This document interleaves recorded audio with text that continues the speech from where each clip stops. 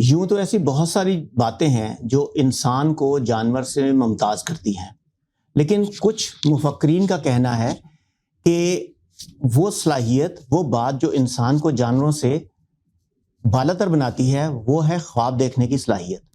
اور یہ وہ خواب نہیں جو رات کو ہم سوتے میں دیکھتے ہیں، یہ وہ خواب ہیں جو ہم جاگتی آنکھوں سے دیکھتے ہیں۔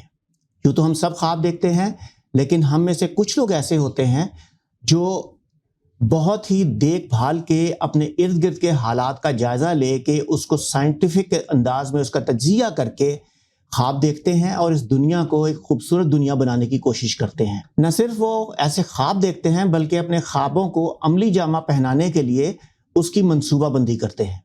بہت سارے ایسے لوگ بھی ہوتے ہیں جو ان خوابوں کو عملی جامہ پہنانے کے لیے ایک عملی جدوجہد میں نکل پڑتے ہیں۔ آواز انٹرٹینمنٹ ٹی وی آپ کے لیے ایک نیا پروگرام لے کے حاضر ہوا ہے، خواب گر۔ میں ہوں محمد مشتاق اور اس پروگرام کا میزبان ہمارے آج کے پہلے پروگرام کی گیسٹ ہیں فوزیہ تنویر۔ میں ذاتی طور پہ تو آپ کے بارے میں بہت چیزیں جانتا ہوں بہت دیر سے، لیکن ہمارے ناظرین کے لیے آپ اپنا تھوڑا سا تعارف کروائیں۔ میرا نام فوزیہ تنویر ہے اور میں یہاں پہ ایک نان پروفٹ آرگنائزیشن ہے جس کا نام ہے کیٹی جو ہے وہ ایبریویشن تھا Canadian AIDS treatment information exchange کا، تو میں اس کے ساتھ کام کرتی ہوں۔ میں جب 11 سال پہلے کینیڈا آئی تھی اور تب سے ہی میں اس تنظیم کے ساتھ کام کر رہی ہوں۔ ان کا بنیادی کام HIV اور ہیپاٹائٹس C پہ ہے، لیکن میرے کام کا فوکس جو ہے وہ امیگرنٹس میں جو ہیپاٹائٹس C ہے اس کے اوپر ہے۔ اور ساتھ ہی ساتھ میں یہ بھی بتاتی چلوں آپ کو بھی اور آپ کے ناظرین کو بھی کہ آج ورلڈ ہیپاٹائٹس ڈے ہے جو 28 جولائی کو پوری دنیا میں منایا جاتا ہے، اور اس کی وجہ یہی ہے کہ یہ ایک ایسی بیماری ہے، ایک ایسی کنڈیشن ہے کہ جو ساری دنیا میں اس کے مریض پائے جاتے ہیں اور ہر جگہ لوگ اس سے متاثر ہیں۔ تو یہ کسی ایک خاص علاقے کی بیماری نہیں ہے، اس لیے پوری دنیا کے لوگ جو ہیں۔ فوزیہ ایک منٹ ذرا میں اس میں بات جاری رکھتے ہیں۔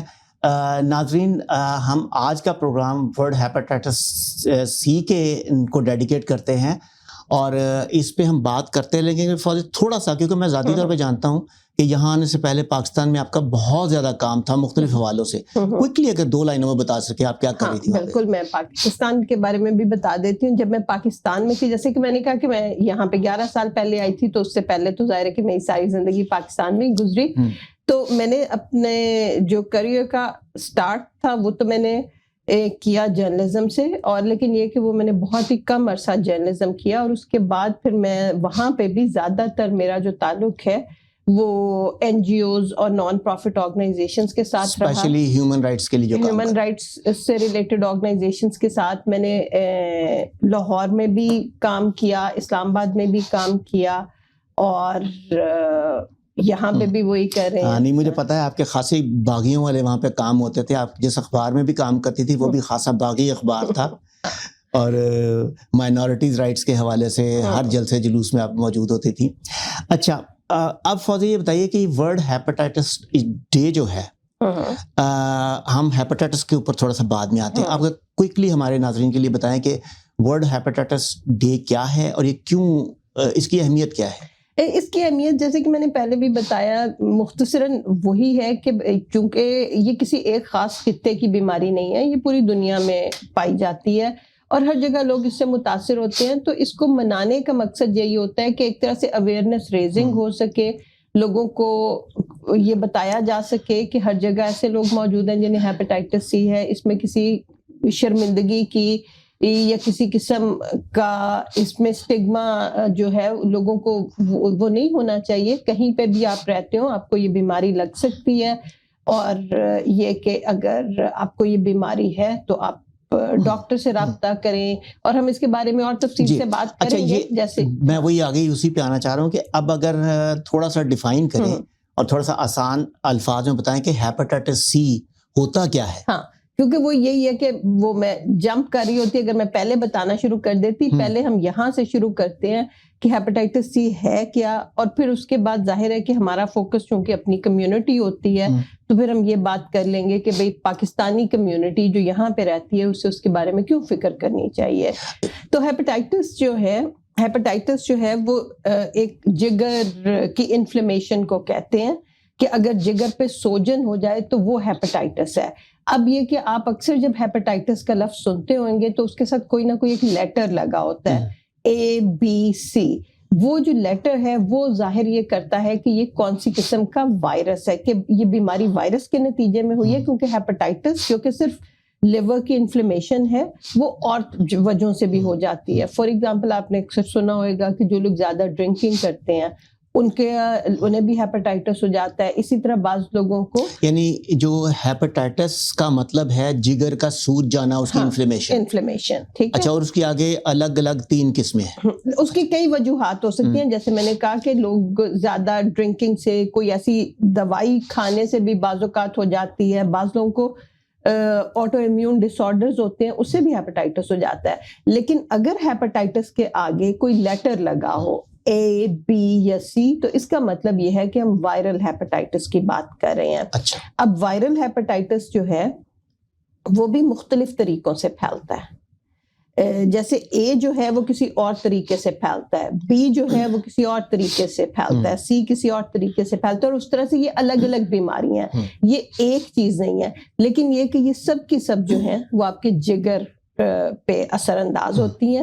تو یہ ان میں ایک کامن بات ہے. ہم صرف آج ہیپاٹائٹس سی پہ کیوں زیادہ ہمارا ایمفسس ہے، اے اور بی پہ کیوں نہیں ہے؟ یہ آپ نے بڑا اچھا سوال کیا. سوتیلے والا سلوک کیا جا رہا ہے. سوتیلے والا سلوک اس لیے کیا جاتا ہے کہ ہیپاٹائٹس اے اور بی جو ہیں ان دونوں کے لیے ویکسین موجود ہے.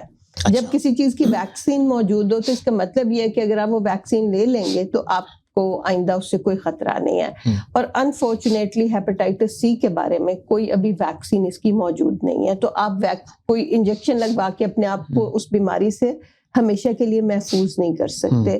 تو اس لیے ہوتا یہ ہے کہ اسی لیے ہمیں اس کی زیادہ اویئرنیس ریزنگ کرنی پڑتی ہے کہ لوگوں کو یہ پتا چلے کہ یہ بیماری کیا ہے اور یہ بیماری کیسے لگتی ہے. جب آپ کو یہ پتا ہوئے گا تو پھر آپ اپنے آپ کو اس سے بچا سکتے ہیں. اچھا، پاکستان میں ہم دیکھتے تھے کہ عام طور پہ یہ کہا جاتا تھا، وہاں پہ دیہات میں، لاہور میں، ہر شہر میں یہ کہتے تھے کہ بچے کو جرکان ہو گیا، اور وہ آنکھیں دیکھ کے کہتے تھے، اور اس میں ہوتا تھا کہ اچھا اس کو لیکوڈ زیادہ دینے ہیں، یہ چیزیں کرنی ہیں، اور وہ جرکان ٹھیک ہو جاتا تھا. سو یہ جو ہے یہ بالکل اس کی بھی ایسی ہی علامات ہوتی ہیں یا کیا ہوتا ہے؟ ہیپاٹائٹس سی جو ہے، دیکھو اب ہم فوکس جو ہے ہیپاٹائٹس سی پہ کرتے ہیں. ہیپاٹائٹس سی جو ہے اس کی کوئی سمٹمز عام طور پہ نہیں ہوتی. ہیپاٹائٹس سی جو ہے وہ ایک اے سمپٹومیٹک ڈیزیز ہے، جس کا مطلب یہ ہے کہ آپ کو بیماری ہو جاتی ہے، آپ کہیں سے وائرس کیچ کر لیتے ہو، اور آپ کو عام طور پہ لوگوں کو بہت سال تک کوئی پتہ نہیں چلتا. وہ بالکل پرفیکٹلی ہیلدی جو ہے نا، جیسے آپ نارمل زندگی گزار رہے ہیں اسی طرح سے محسوس کرتے ہیں.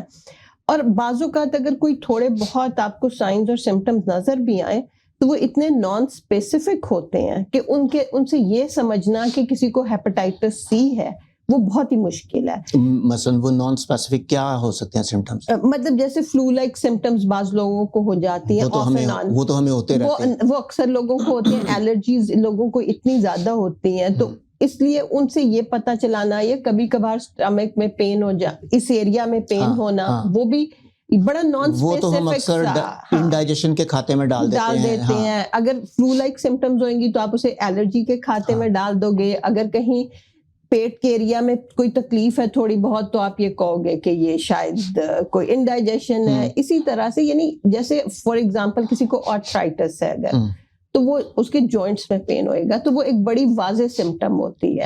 اس طرح کی کوئی سمٹم ایک نہیں ہے جو کہ کوئی آپ کو بتا سکے کہ اگر آپ کو یہ ہو تو اس کا مطلب یہ ہے کہ آپ کو ہیپاٹائٹس سی ہے. اسی وجہ سے کوئی تھکاوٹ، کمزوری، اس طرح کی چیزیں بھی ہو سکتی ہیں جو یہ اسپیسیفک نہیں ہے. زیادہ تر لوگوں کو ایسی چیزیں نہیں ہوتی، لیکن اگر ہو بھی جائیں تو ان سے یہ سمجھ لینا کہ یہ ہیپاٹائٹس سی ہے بڑا مشکل ہے. تو یہ ایسی بیماری ہے کہ جس کا پتہ چلانے کا ایک ہی طریقہ ہے، اور وہ ہے کہ آپ اس کا ٹیسٹ کروائیں. اس کے بغیر اس کا پتہ نہیں چل سکتا. ہم ٹیسٹ پہ بات آگے جاری کرتے ہیں، لیکن اس سے پہلے میں ذرا ناظرین آپ سے پوچھنا چاہتا ہوں، کیا آپ میں سے کبھی کسی کے پیٹ میں دائیں بائیں درد ہوئی؟ لیکن اس کا مطلب یہ نہیں کہ آپ کو ہیپیٹائٹس سی ہو گیا ہے.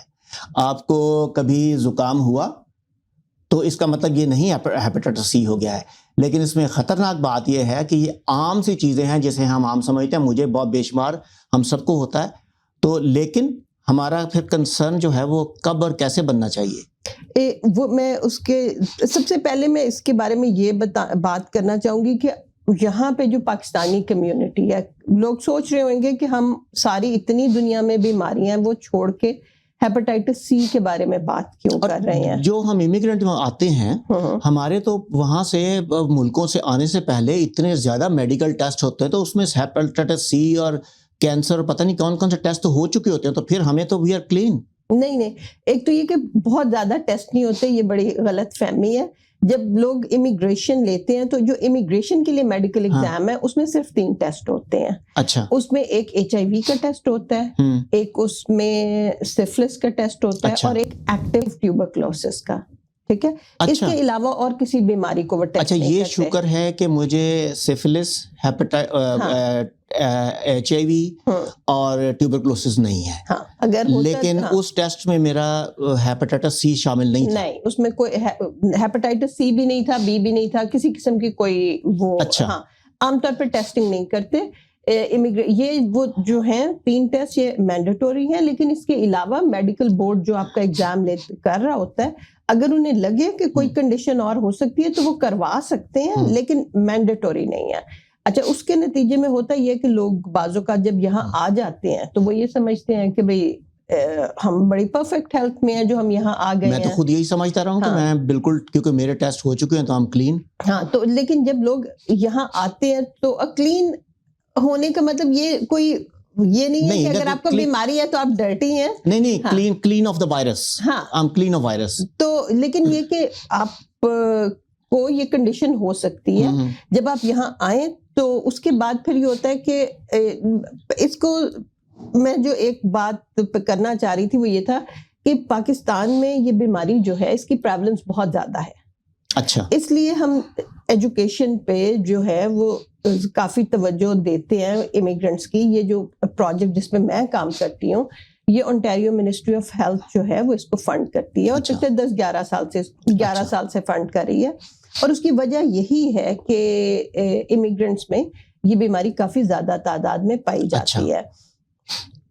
خاص طور پہ وہ امیگرینٹس جو ان ملکوں سے آتے ہیں جہاں پہ ہیپیٹائٹس سی کے زیادہ ہے. ہمارے ریجن جو ہے ہندوستان، پاکستان، افغانستان، ان علاقوں میں اس کی کیا ہے باقی دنیا کے ساتھ؟ باقی دنیا افغانستان اور ہندوستان کو ہم ایک بریکٹ میں نہیں رکھ سکتے. پاکستان جو ہے وہ اس میں پریولنس جو ہے وہ دنیا میں سیکنڈ ہائیسٹ ہے. دنیا میں سب سے زیادہ جو پریولنس ہے ہیپیٹائٹس سی کی وہ ایجپٹ میں ہے، اور اس کے بعد پاکستان میں ہے.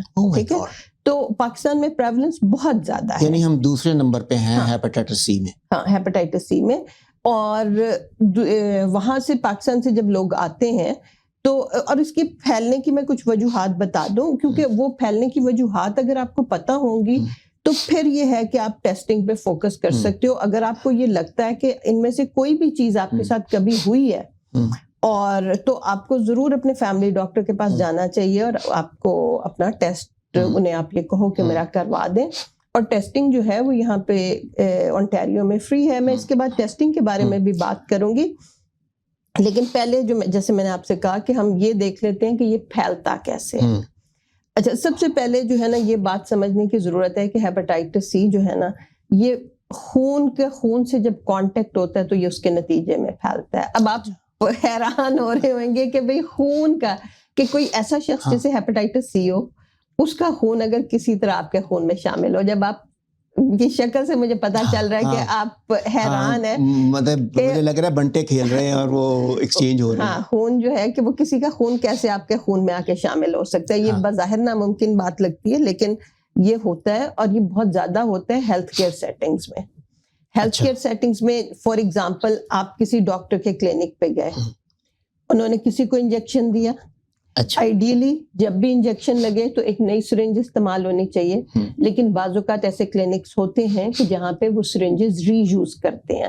تو اگر جس شخص کو پہلے وہ انجیکشن دیا اس کو ہیپاٹائٹس سی ہے تو جب آپ کو وہ لگاتے ہیں تو اس سے خون سے کانٹیکٹ ہو سکتا ہے. اسی طرح بعض اوقات اس میں اگر سرنج یوز کی گئی ہے تو اس میں خون تو براہ راست نہیں آیا، وہ تو بس نہیں، مگر وہ اتنا ہی، اگر وہ اسکن کے اندر چلی گئی تو وہ اتنا ہی کافی ہے ہیپ سی کو ٹرانسمٹ کرنے کے لیے. اچھا، اس کا وائرس آ جاتا ہے. ہاں، وہ میں ابھی اس کے بارے میں باقی یعنی اور مزید بات کریں گے، کیونکہ وہ جب اسکن کے اندر جاتا ہے تو یہی کافی ہے. خون اس میں یہ نہیں ہے کہ فل بلڈ ڈرا کیا جائے، لیکن وہ اتنا ہی کافی ہوتا ہے. اچھا، ایک دفعہ خون کو نیڈل ٹچ ہو گئی تو وہ انفیکٹڈ ہے. ہاں، تو وہ اس میں انفیکشن جو وائرس آ جاتا ہے. پھر اس کے علاوہ یہ ہے کہ جیسے کبھی لوگوں کو ایکچولی بلڈ ٹرانسفیوژن کی ضرورت پڑ جاتی ہے، اور اگر وہ خون ہیپاٹائٹس سی کے لیے اسکرین نہ کیا گیا ہو تو اس سے بھی وائرس لگ سکتا ہے. اگر وہ خون کسی ایسے شخص سے لیا گیا جسے ہیپاٹائٹس سی تھا. اس کے علاوہ یہ ہوتا ہے کہ ہم ہاسپٹلس میں جاتے ہیں، ڈینٹسٹ کے پاس جاتے ہیں، ٹولز استعمال ہوتے ہیں. ان ٹولز کو اگر پراپرلی بعد میں اسٹرلائز نہ کیا جائے تو وہ بھی ہیپاٹائٹس سی جو ہے پھیلا سکتے ہیں. کہ اگر کسی شخص کو پہلے ہیپاٹائٹس سی تھا، اس سے اس پہ ٹول وہ استعمال ہوا، بعد میں آپ ڈینٹسٹ کے پاس گئے، آپ پہ بھی وہی ٹول استعمال ہو گیا. اب مجھے تھوڑا سا آپ پریشان کر رہے ہیں. ہاں، تو وہ پراپرلی اسٹرلائز کیے بغیر اگر استعمال ہو تو وہ پھیلا سکتا ہے ہیپاٹائٹس. اور بعضوں کا یہ بھی ہوتا ہے کہ یعنی اس کو تھوڑا بہت صاف ستھرا کیا جاتا ہے، لیکن وہ کافی نہیں ہوتا وائرس کو مارنے کے لیے. جو ہیپاٹائٹس سی کا وائرس ہے یہ بہت پوٹنٹ وائرس ہے، اور یہ اگر کنڈیشن صحیح ہوں تو یہ 3 ہفتے تک بھی زندہ رہ سکتے ہیں. 3 ہفتے؟ ہاں، کئی وائرس ایسے ہوتے ہیں کہ جب وہ ہیومن باڈی سے باہر نکل جائیں تو وہ فوراً مر جاتے ہیں، کچھ دیر میں مر جاتے ہیں. لیکن ہیپاٹائٹس سی کا جو وائرس ہے وہ ایسا وائرس نہیں ہے. تو اس لیے ان سب چیزوں میں بہت احتیاط کرنے کی ضرورت ہوتی ہے. یعنی ایک سرنج جو یوز ہوئی ہے وہ انفیکٹ ہو گئی ہے، اور وہ 3 ہفتے بعد بھی اگر کسی کو لگائی جائے گی تو اس کے چانسز ہیں. اگر if the conditions are right then it can transmit the virus. اور اس کے علاوہ یہ بھی میں نے آپ کو چند چیزیں بتائی ہیں. یہ وہ طریقے ہیں کہ جن سے بہت زیادہ ہیپاٹائٹس سی کا وائرس پھیلتا ہے، لیکن کچھ ایسے طریقے بھی ہیں ہمارے یعنی ہیلتھ کیئر سیٹنگز کے علاوہ. لیکن اس سے پہلے ایک میرا سوال ہے جس میں میری پریشانی میں انزائٹی میں اضافہ ہو رہا ہے کہ یہ آپ جو ساری سچویشنز کی بات کر رہی ہیں کہ سرنج کے ساتھ پھیل جاتا ہے، ہیلتھ کے جو فیسلٹیز ہیں وہاں سے پھیل رہا ہے، تو کیا یہ ساری چیز آپ کی اسٹیٹمنٹ جو کینیڈا پہ بھی اپلائی ہو رہی ہے؟ دیکھیں، کینیڈا پہ جو ہے، کینیڈا میں جو ہیپاٹائٹس سی، ایک تو یہ کہ میں ابھی امیگرینٹس کے بارے میں بات کر رہی ہوں، دوسری بات یہ کہ کینیڈا میں جو ہے 1992 سے پہلے چونکہ بلڈ کا جو ٹیسٹ، یہ جو ہیپاٹائٹس سی کا ٹیسٹ جو اب زیادہ سینسیٹیو ٹیسٹ ہے، یہ موجود نہیں تھا. تو کینیڈا میں بھی جن لوگوں کو بلڈ ٹرانسفیوژنز 1992 سے پہلے ہوئیں، اگر کوئی شخص یہاں پہ بہت عرصے سے رہ رہا ہے اور انہیں 1992 سے پہلے بلڈ کی ضرورت پڑی ہے تو انہیں بھی اپنا ہیپاٹائٹس سی کا ٹیسٹ کروانا چاہیے. ٹھیک ہے، 1992 سے پہلے بلڈ ٹرانسفیوژنز کے ذریعے کینیڈا میں بھی ہیپاٹائٹس سی پھیلتا تھا. اچھا، پھر جب اب جو ہے، اب اس کا یہاں پہ کینیڈا میں کوئی امکان نہیں ہے، کیونکہ اس وقت یہاں پہ جو ہے یعنی بلڈ جو ہے وہ سارے کے سارا اسکرینڈ ہوتا ہے. انجیکشن کا ری یوز بھی ہیلتھ کیئر سیٹنگز میں ہمیں پتا ہے کہ بالکل نہیں ہوتا، اور ٹولز جو ہیں وہ پراپرلی اسٹرلائز کیے جاتے ہیں. تو اس لیے کینیڈا میں اس کے ہونے کا امکان جو ہے وہ ناممکن ہے. لیکن یہ کہ بہت سارے امیگرینٹس جو ہیں وہ یہاں پہ رہتے ہیں، لیکن یہ کہ وہ واپس اپنے ملکوں میں بھی جاتے ہیں اور وہاں پہ وہ ہیلتھ کیئر یوز بھی کرتے ہیں. تو اس لیے اس کا چانس جو ہے ہو سکتا ہے کہ وہ وہاں پہ جائیں. تو یہ سب باتیں جو اس انفارمیشن کے دینے کا مقصد یہ ہے کہ اگر آپ کو یہ پتا ہوگا تو آپ ایٹ لیسٹ پوچھ سکتے ہیں. اگر آپ کسی کلینک پہ جاتے ہو، کسی ڈینٹسٹ کے پاس جاتے ہو، کیونکہ ایسے بھی ہوتا ہے کہ بعض اوقات لوگوں کے پاس جو ہیلتھ بینیفٹس جو ہیں وہ نہیں ہوتے. تو پھر یہ ہوتا ہے کہ وہ ڈینٹسٹ کو، اکثر لوگ پاکستان جب واپس جاتے ہیں تو وہ وہاں جا کے ڈینٹسٹ سے سستا کام ہاں کرواتی کہ وہ انہیں یہ ہوتا ہے کہ اچھا ابھی ہم اور ہمیں یہاں پہ تھوڑی دیر کے لیے رکنا پڑے گا. ٹھیک ہے. ناظرین ہمیں ایک چھوٹے سے وقفے پہ جانا ہے, لیکن وقفے پہ جانے سے پہلے ایک چھوٹی سی آپ کو انفارمیشن دینا چاہتا ہوں. ہم پاکستان میں سمجھتے ہیں کہ اب وہاں پہ ڈسپوزیبل سرنجز آ چکی ہوئی ہیں. یہ میرا ذاتی تجربہ ہے کہ نئی سرنج خریدی گئی اور وہ یوز سرنج تھی. ایک باقاعدہ وہاں پہ انڈسٹری موجود ہے جو کہ یہ یوز سرنجیں اکٹھی کرتے ہیں اور ان کو ری پیک کیا جاتا ہے. سو اگر ہم یہ سمجھتے ہیں کہ ہم تو ہمیشہ نئی سرنج لے کے کرتے رہے ہیں تو اس کا یہ مطلب نہیں کہ ایسا ہو. تو اگر ہم نے کوئی اس طرح کے انجیکشن لگوائے ہیں تو وی شوڈ بی کنسرن. آپ سے ملاقات ہوتی ہے ایک وقفے کے بعد. وقفے کے بعد آپ کو خوش آمدید کہتے ہیں اور ہم سنتے ہیں فوزیہ کی باتیں. وہ بتا رہی تھی کہ کس طرح سے ہیپاٹائٹس سی کے حوالے سے ہم یہ پھیلتا ہے اور اس سے بچ سکتے ہیں. بالکل. تو ہم وقفے پہ جانے سے پہلے جو بات کر رہے تھے میں وہیں سے کنٹینیو کروں گی. ابھی میں نے آپ کو وہ طریقے بتائے ہیں کہ جو بہت عام ہیں جن سے یہ بیماری جو ہے بہت جلدی پھیل سکتی ہے, لیکن اور بھی کچھ ایسی کلچرل پریکٹسز بھی ہوتی ہیں ہمارے ملک میں بھی ہیں اور ہمارے آس پاس اور دوسرے ملکوں میں بھی ہیں جن سے یہ بیماری پھیل سکتی ہے. فار ایگزامپل پاکستان اور انڈیا میں جو حجام کے پاس جا کے شیو کروانے کا بہت رواج ہے. اب اس میں ہوتا یہ ہے کہ آپ کا جو ریزر ہے وہ پرسنلائز نہیں ہوتا نا, کہ آپ وہ ایک ریزر ہے وہ ایک بندے کو استعمال ہوئے گا, دوسرے پہ استعمال ہوئے گا, تیسرے پہ. تو اس میں کبھی ایسے ہوتا ہے کہ کسی ایک کو اگر کٹ لگا ہے اور اس شخص کو ہیپاٹائٹس سی ہے اور بعد میں اسی کو کسی اور پہ آپ استعمال کریں. لیکن فوزیہ میں یہاں پہ ذرا روکوں گا. نہیں, میں پہلے یہ بات پوری کر لوں کہ اور اسے بھی کٹ لگ جائے تو اس سے پھر یہ کہ اس سے بھی بلڈ ٹو بلڈ کانٹیکٹ ہو سکتا ہے. یہ اس طرح کا نہیں ہے جس طرح سے شور شارٹ ہے کہ اگر آپ کا ڈینٹل یا سرجیکل ٹریٹمنٹ ہو رہا ہے, لیکن اس میں بھی امکان ہوتا ہے. ہاں, لیکن اب تو پاکستان میں جو اس طرح یوز ہوتا ہے اس میں بلیڈ ڈسپوزیبل یوز کرتے ہیں. تو جب بلیڈ چینج کر دیا تو بات تو ختم ہو گئی. جب بلیڈ چینج کر دیا تو ختم ہو گئی, لیکن یہ کہ یہ اس کے لیے آپ کو یہ پتا ہوئے گا کہ پاکستان میں بھی جو پبلک ہیلتھ ہے اس نے بہت زیادہ اویئرنیس ریزنگ کی, کیونکہ جب انہوں نے اسٹڈیز کی تو انہیں اندازہ ہوا کہ بہت زیادہ جو ہیپ سی جن لوگوں کو پایا جاتا تھا, جب انہوں نے بار بار ان کے سروس کیے اور ان سے رسک فیکٹرز ان کے پتہ کرنے کی کوشش کی, تو ان میں کمیونٹی باربر شاپس پہ جانا جو ہے ایک بڑا رسک فیکٹر تھا. اور صرف ریزرز ہی نہیں بلکہ ایک چیز ہوتی ہے باربر سالٹ, جو کہ پھٹکڑی جسے کہتے ہیں, جو کہ اصل میں اینٹی سیپٹک کے طور پہ لگایا جاتا ہے, لیکن وہ بھی ہیپاٹائٹس سی کی ٹرانسمیشن کا ذریعہ تھا. یہ بھی اسٹڈیز پاکستان میں ہی ہوئی ہیں جو کہ اب گلوبلی بھی لوگوں کو انفارم کر رہی ہیں کہ کسی کو کٹ لگا, اس میں خون نکلا, انہوں نے اس کے اوپر وہ پھٹکڑی لگائی, منہ کے اوپر پھیرتے ہیں تھوڑی سی پھٹکڑی لگائی, تو اس بلڈ کو جب انہوں نے ٹیسٹ کیا لیب میں تو اس میں بھی ایکٹیو وائرس موجود تھا. تو اس لیے یعنی اس سے یہ اندازہ ہوا کہ یہ بھی ایک ٹرانسمیشن کا سورس ہو سکتا ہے.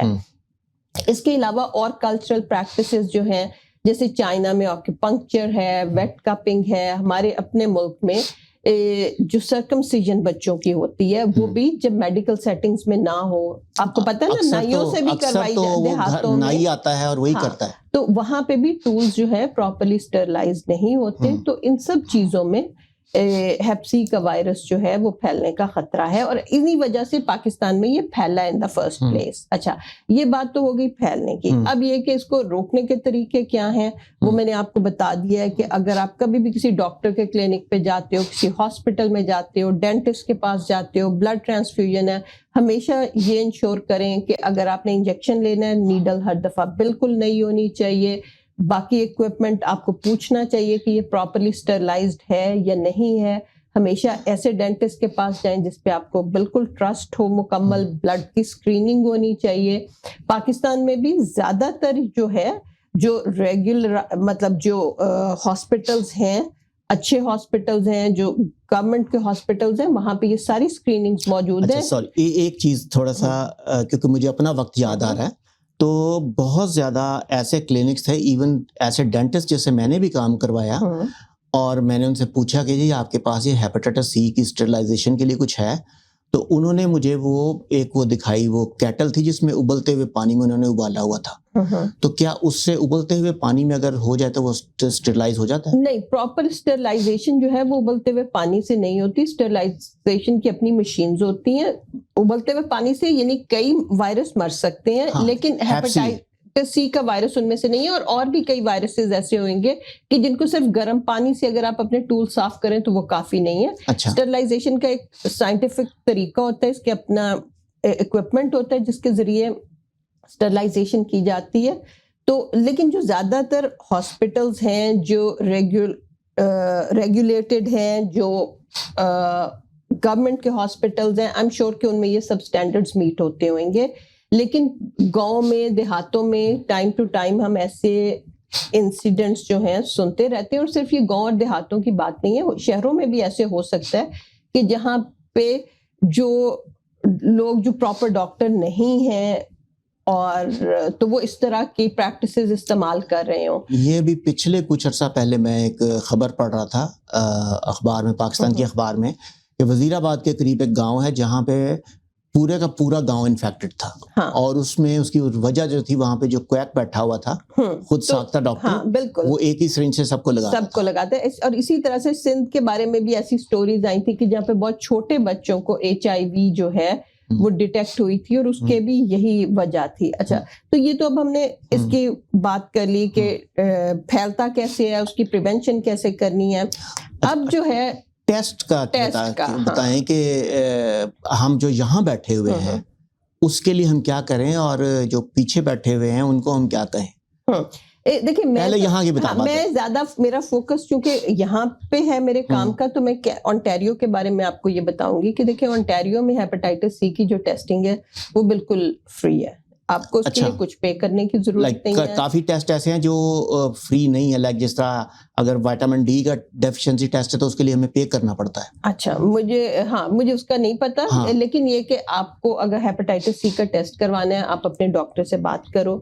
یہ جو میں نے رسک فیکٹرز آپ کو بتائے ہیں، اگر کبھی بھی ان میں سے آپ کے ساتھ کچھ ہوا ہے، کبھی آپ کو ایسے لگا ہو کہ آپ کو کوئی انجیکشن ایسے نیڈل سے دیا گیا، یا آپ کسی ڈینٹسٹ کے پاس گئے تھے، آپ شور نہیں ہو کہ اس کا اکوپمنٹ اسٹرلائز تھا پراپرلی، تو آپ اپنے ڈاکٹر کو بتاؤ اور انہیں کہو کہ وہ آپ کا ہیپاٹائٹس سی کا ٹیسٹ کریں. یہ اتنا ہی آسان ہے کہ ہم ڈاکٹر سے کہیں وہ ٹیسٹ کروا دے گا؟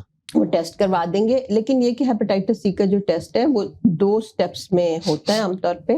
اس میں پہلے سب سے وہ ایک ٹیسٹ کرتے ہیں جو کہ اینٹی باڈی ٹیسٹ ہوتا ہے. وہ صرف یہ بتاتا ہے کہ کیا آپ کا کبھی ہیپاٹائٹس سی کے وائرس سے کانٹیکٹ ہوا.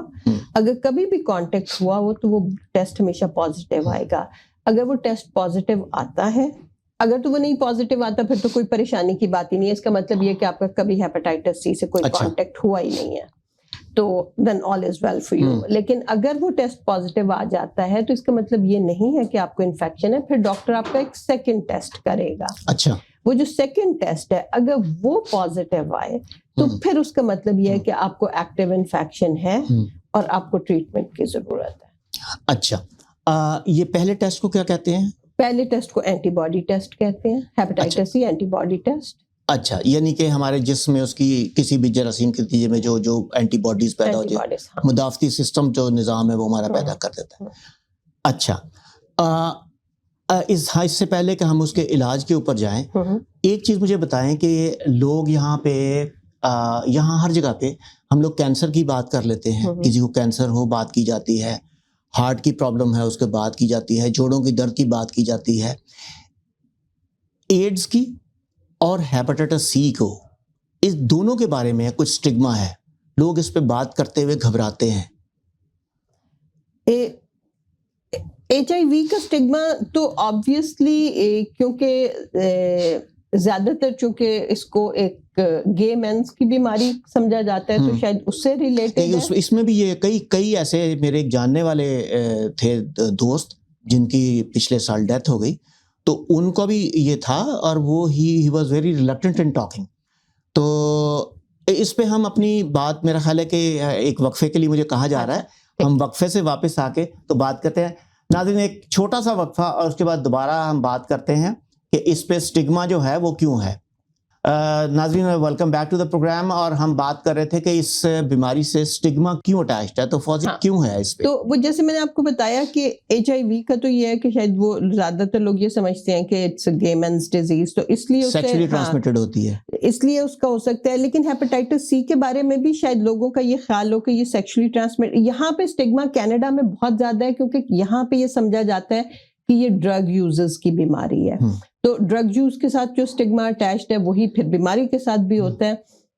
ہمارے جو امیگرینٹس آتے ہیں ان میں یہ ڈرگ یوز سے بیماری نہیں پھیلتی. کینیڈا میں زیادہ تر لوگوں کو جنہیں یہ بیماری ہے انہیں ڈرگ یوز کی وجہ سے ہے، کیونکہ نیڈلز اس میں ایکسچینج ہوتے ہیں، شیئرڈ یوز ہوتا ہے. لیکن یہ کہ ہو سکتا ہے کہ ہمارے کچھ لوگ جو ہیں یہ سمجھتے ہیں کہ یہ ایک سیکشولی ٹرانسمیٹڈ بیماری ہے، لیکن ہیپاٹائٹس سی جو ہے وہ سیکشولی ٹرانسمیٹڈ نہیں ہوتی، اسپیشلی ان ہیٹروسیکشول سیکس. اس کا بہت کم امکان ہوتا ہے. لیکن ہیپاٹائٹس بی جو ہے وہ سیکشولی ٹرانسمٹ ہو سکتی ہے. تو مے بی کہ لوگ اس سے کنفیوز کرتے ہیں، اس کی وجہ سے یہ ہو سکتا ہے. لیکن ہیپاٹائٹس سی کا جیسے میں نے آپ کو بتایا کہ جو مین طریقہ ہے وہ بلڈ ٹو بلڈ کانٹیکٹ ہے، اور وہ زیادہ تر ہیلتھ کیئر سیٹنگز میں ہوتا ہے. اچھا یہ بات یہ بہت لمبی گفتگو ہے، اس پہ کرنی چاہیے، لیکن اس میں تھوڑی سی وقت کی کمی کی وجہ سے میں چاہ رہا ہوں کہ اگر آپ تھوڑا سا یہ بتائیں کہ اس کا علاج اور اس میں آپٹیمزم کہاں ہے، کیونکہ میرے کئی دوست یہاں ان کے لیے علاج نہیں تھا، وہ پاکستان گئے تھے علاج کے لیے. تو علاج ممکن ہے اس کا؟ بالکل اس کا علاج ممکن ہے، اور مجھے اس بات پہ حیرت ہے کہ لوگ کو پاکستان جانا پڑا اس کا علاج کروانے کے لیے. لیکن یہ شاید پرانی بات ہوئے گی، 6-7 سال پرانی. ہاں 2018 سے جو ہے اونٹاریو میں جو لیٹسٹ ٹریٹمنٹس ہیں وہ اویلیبل ہیں، اور زیادہ تر لوگوں کو اس کے لیے کچھ بھی پے نہیں کرنا پڑتا. ہیپاٹائٹس سی کا ٹریٹمنٹ جو ہے اب وہ بہت ہی مختصر ٹریٹمنٹ ہے.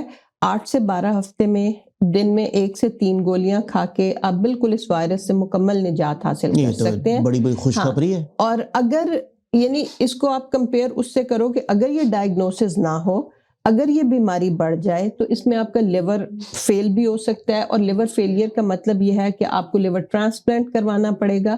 تو ایک وہ سینیریو کو آپ کمپیئر کریں اس سینیریو کے ساتھ کہ آپ 8 سے 12 ہفتے میں دن میں 1 یا 2 دفعہ گولی کھا کے آپ بالکل اس بیماری سے نجات حاصل کر سکتے ہیں. تو لیکن اس میں جو کی ہے وہ یہی ہے کہ ہر کسی کو اپنا، جس کو بھی یہ لگے کہ کوئی بھی یہ رسک فیکٹرز جو میں نے بتائے ہیں کہ ان کا کبھی ان میں سے کسی سے ایکسپوجر ہوا ہے تو وہ اپنا ٹیسٹ کروائیں، اور وہی کہ ٹیسٹ بھی فری ہے. اور اس کے بعد جو ٹریٹمنٹ ہے، سب سے اچھی بات یہ ہے کہ اونٹاریو میں ٹریٹمنٹ جو ہے پبلک اور پرائیویٹ فنڈنگ کے تھرو اس کی coverage, most of the people they don't have to pay anything out of pocket. انہیں اپنی جیب سے کوئی خرچہ نہیں کرنا پڑتا. زیادہ تر جو ہے وہ خرچہ پبلک اور پرائیویٹ انشورنس کے کمبینیشن سے ہو جاتا ہے. میرے پاس تو کوئی پرائیویٹ انشورنس نہیں ہے. ہاں تو پبلک انشورنس اس کو پھر کور کر دے گا. کس کو یہ کورڈ نہیں ہے، کس کو اپنی جیب سے پے کرنا پڑے گا؟ اپنی جیب سے کسی کو کچھ نہیں پے کرنا پڑے گا، یا آپ کے پاس انشورنس آپ کی پے کر دے گی. اور اگر آپ یعنی فار ایگزامپل جو کوئی جاب کر رہا ہے یا ایکسٹینڈڈ ہیلتھ بینیفٹس کسی بھی طرح سے آپ کے پاس ہیں تو یا تو وہ کور کر لیں گے. اگر وہ نہیں کریں گے تو باقی سب کے لیے پبلک فنڈنگ سے جو ہے یہ ٹریٹمنٹ کورڈ ہوتا ہے. فوزیہ اس پہ بہت ساری باتیں ابھی اور آپ سے معلوم کرنے کو جی چاہ رہا ہے، لیکن ہماری وقت کی تھوڑی کمی ہے جس کی وجہ سے ہمیں یہ پروگرام کو یہیں پہ ختم کرنا پڑے گا. لیکن ناظرین آج ورلڈ ہیپاٹائٹس ڈے ہے، اور اس میں کم از کم میں نے تو یہ عہد کیا ہے کہ میں تو اپنے ڈاکٹر سے اپوائنٹمنٹ لے کے اپنا ٹیسٹ کرواؤں گا، اور آپ بھی اپنا اور اپنے بچوں کا اور دوستوں سے کہیے کہ وہ اپنا ٹیسٹ کروائیں. اور اس میں کوئی اسٹگما نہیں ہے، کیونکہ یہ سیکشولی ٹرانسمیٹڈ ڈیزیز نہیں ہے جس سے ہم ڈرتے ہیں. تو یہ ہمیں اپنی اور اپنے جاننے والوں کے ٹیسٹ ضرور کروانے چاہیے تاکہ ہم اس کو آگے اپنے آپ کو بچا سکیں اور اپنے ارد گرد کے لوگوں کو بچا سکیں. فوزیہ آپ کا بہت بہت شکریہ، آپ نے بہت کام کی انفارمیشن آج دی ہے. آپ سے کسی اگلی پروگرام ملاقات ہوگی. ناظرین آپ سے ملاقات ہوگی اب اگلے پروگرام میں، تب تک کے لیے اجازت دیجیے. خدا حافظ.